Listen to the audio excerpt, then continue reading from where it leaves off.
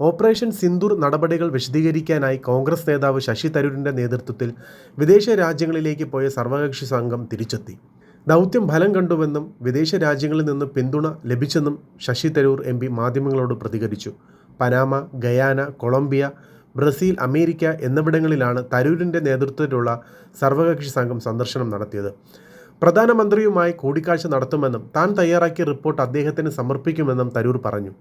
ദേശീയ രാഷ്ട്രീയത്തെക്കുറിച്ച് സംസാരിക്കാൻ സമയമായിട്ടില്ലെന്നും തരൂർ പറഞ്ഞു. ഇന്ത്യ പാക് സംഘർഷത്തിൽ മധ്യസ്ഥത വഹിച്ചെന്ന അമേരിക്കയുടെ വാദത്തെക്കുറിച്ചുള്ള ചോദ്യത്തിനും തരൂർ മറുപടി നൽകി. സ്കൂൾ കുട്ടികളുടെ വഴക്ക് പ്രിൻസിപ്പൽ ഇടപെട്ട് നിർത്തുന്നത് പോലെയല്ല ഇത്. പാകിസ്ഥാൻ സംഘർഷം അവസാനിപ്പിച്ചാൽ ഇന്ത്യയും നിർത്തുമെന്ന് അറിയിച്ചിരുന്നു. അത് പാകിസ്ഥാനെ US അറിയിച്ചിട്ടുണ്ടെങ്കിൽ അഭിനന്ദനീയമാണെന്നും തരൂർ പറഞ്ഞു.